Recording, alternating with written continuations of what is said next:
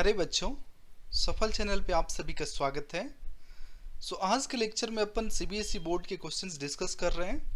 पिछले 3 सालों के 2018, 19 और 20 के जो pair of linear equation in two variables chapter से आए हैं। जिन बच्चों ने इस चैप्टर की थ्योरी को नहीं देखा है उनसे रिक्वेस्ट है, लिंक आपको डिस्क्रिप्शन में दिया गया है, आप वहाँ से वीडियोस को देखें, उसके बाद आप बोर्ड के प्रश्नों को करें। इससे आपको काफ़ी सुविधा रहेगी।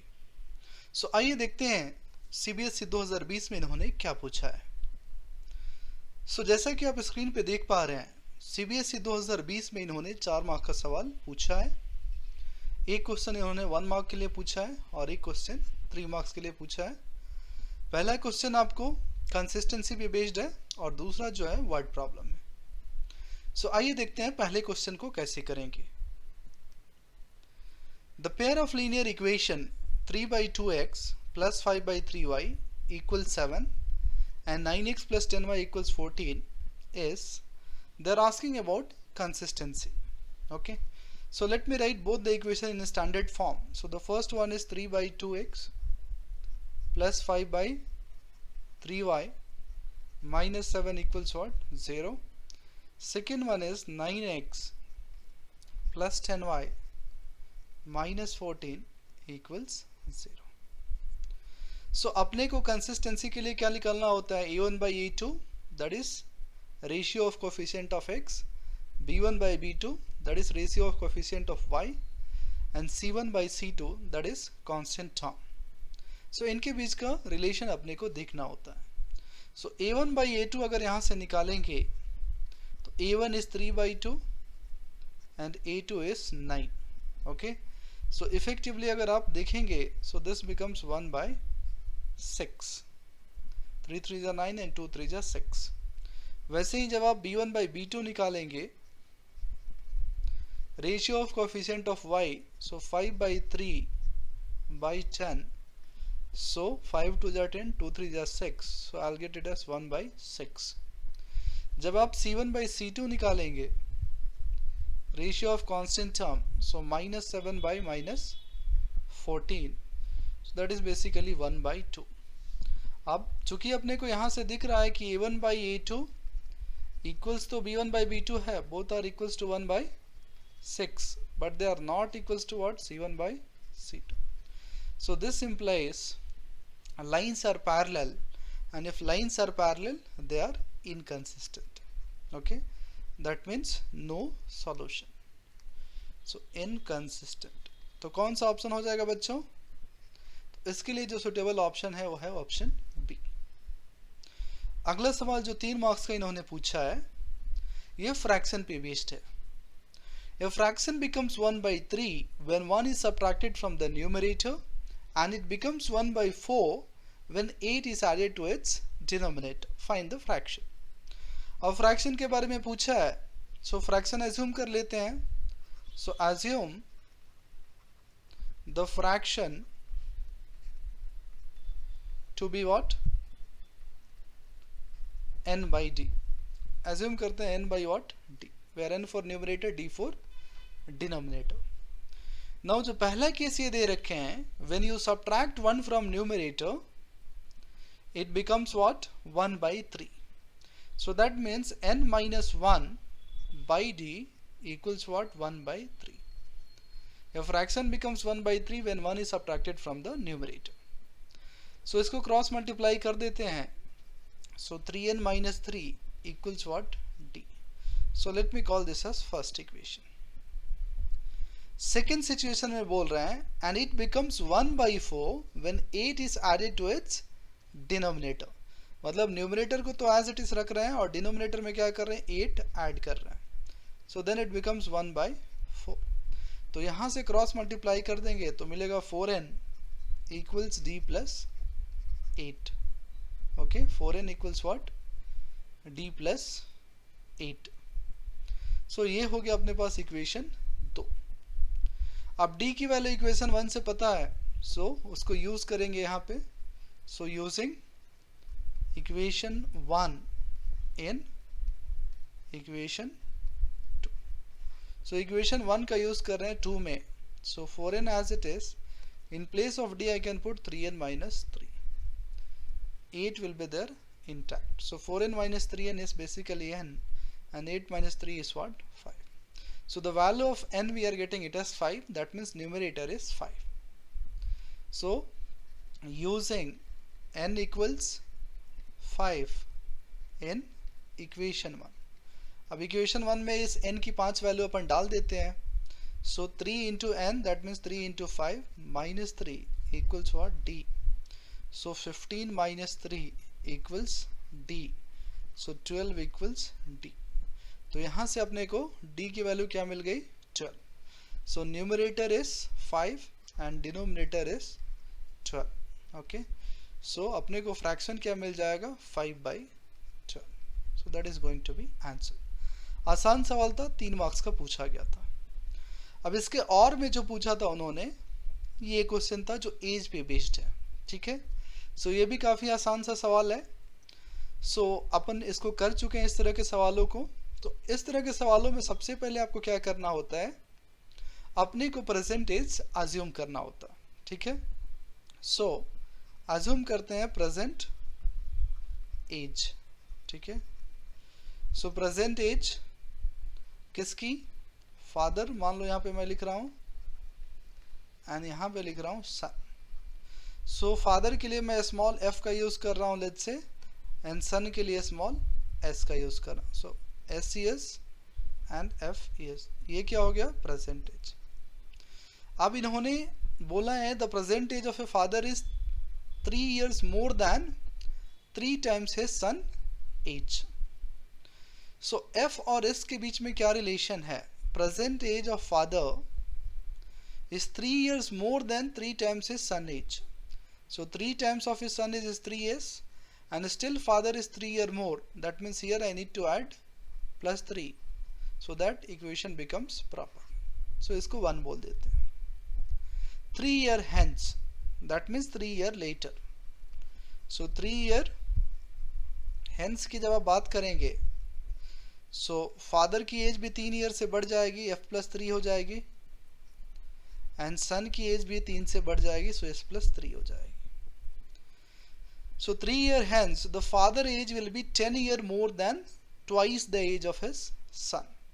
सो ये बोल रहे हैं जो फादर की एज होगी वो 10 साल ज़्यादा होगी, twice the age of his sun.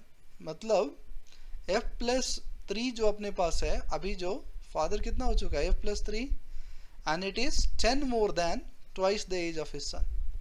So twice the age of his son is 2 times of his plus 3, right? and इससे 10 ज़्यादा है, तो मतलब यहाँ पे मुझे 10 ऐड करना पड़ेगा. सो इसको सिंप्लीफाई करेंगे तो अपने को मिलेगा f equals 2s, 2 3 जा 6 and 10 will be there as it is, plus 3 will go that side, it will become -3. f की वैल्यू अपने को मिल जाएगी 2s plus 13. Okay. 2s plus क्या मिल गया? 13. तो 2s प्लस यहाँ पे 13 अपने को मिल गया. अब इसको बोल देते हैं equation 2. So from 1 and 2 what I can see? Left hand side तो f है, तो आई can right 3s plus 3 equals 2s plus 13. तो यहाँ से 2s इधर आएगा, सो 3s minus 2s equals 13 minus 3. तो s की वैल्यू कितनी हो जाएगी? 10. इसका मतलब ये है सन की जो एज थी वो कितनी थी? 10 years. फादर की बात कर रहे हैं, so father is 3 times of son plus 3. So ये क्या होगा? 3 10 30 प्लस 3, दैट इज 33 years. तो इसका मतलब ये है फादर की प्रेजेंट एज 33 इयर्स है एंड सन की प्रेजेंट एज क्या है? 10 years. ओके. सो अच्छा सवाल था और आसान सवाल था. आगे देखिए 2019 में भी इन्होंने 4 मार्क्स का सवाल पूछा है. सो यहाँ पे भी एक सवाल आपको कंसिस्टेंसी टॉपिक से पूछी गई है और एक सवाल वर्ड प्रॉब्लम पूछा गया. सो पहला सवाल देखते हैं. Find the value of k so that the pair of equation has a unique solution.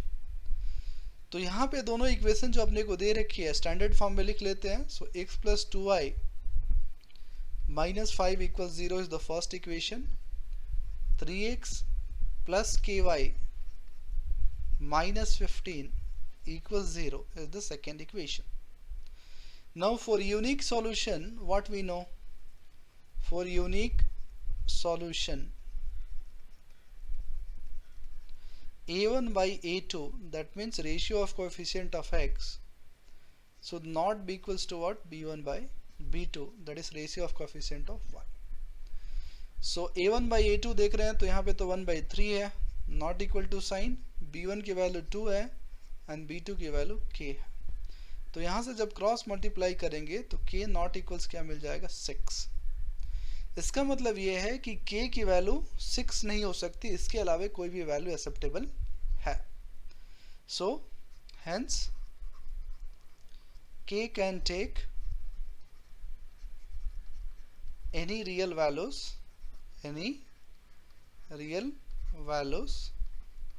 except what? Except plus 6. ठीक है, तो ये सवाल 2 नंबर का पूछा गया था. अगला सवाल देखते हैं, ये भी 2 नंबर का आया है, आसान है. The larger of two supplementary angles exceeds the smaller by 18 degree. Find the angles. So assume the two angles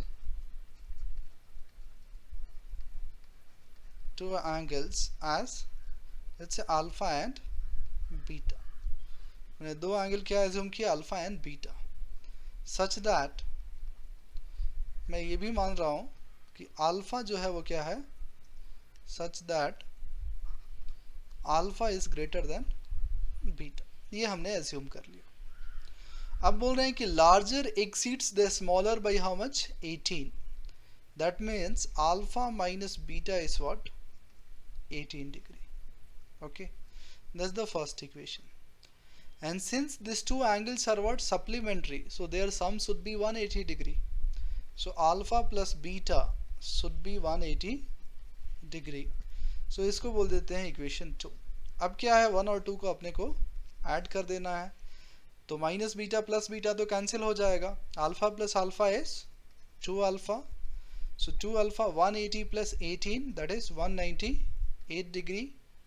So alpha is becoming 198 by 2, which is basically 99 degree. So पहला एंगल जो है वो कितना है? 99 डिग्री है. So beta की जब value अपन निकालेंगे, so beta is basically 180 minus alpha, that is 180 minus 99. तो यहाँ से इसकी वैल्यू कितनी मिल जाएगी? 81 degree. So the two angles are